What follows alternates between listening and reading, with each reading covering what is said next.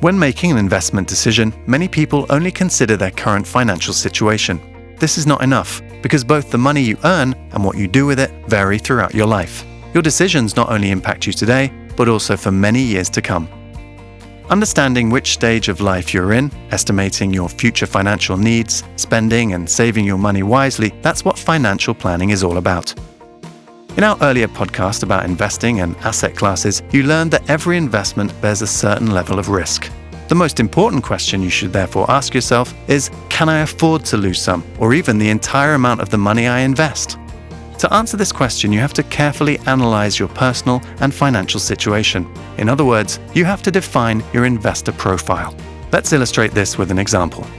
Charles and Caroline are middle-aged, married with 2 young children. Both earn good salaries and live comfortably, having recently purchased a bigger house. They have a mortgage on their house, but are able to put aside some of their combined monthly income for savings.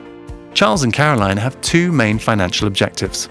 First, to save for their children's university education, and second, to save for their own retirement. They can put aside roughly 2/3 of their savings towards these 2 objectives. This leaves some money for other, higher-risk investments, given the potential for higher returns.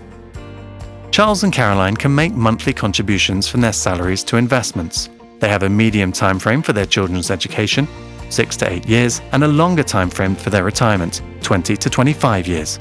Accordingly, they'll be looking for a balanced portfolio in terms of risk and time frame. The investments that Charles and Caroline prefer allow them to make regular monthly contributions, and they choose several types of investments. First, they invest 30% in a diversified portfolio of corporate bonds, preferably in a vehicle which accumulates the annual interest income into the investment capital.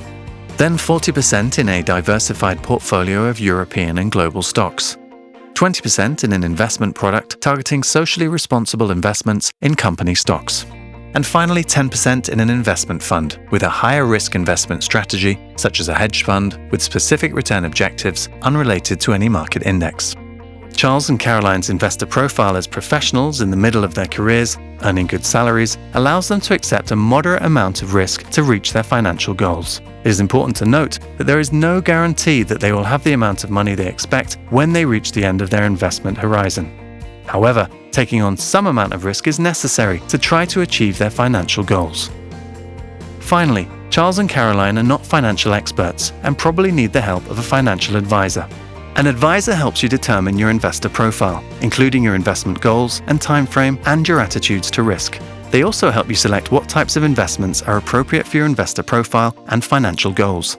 Financial advisors can be in banks, brokerage firms, or in specialist fund distribution companies.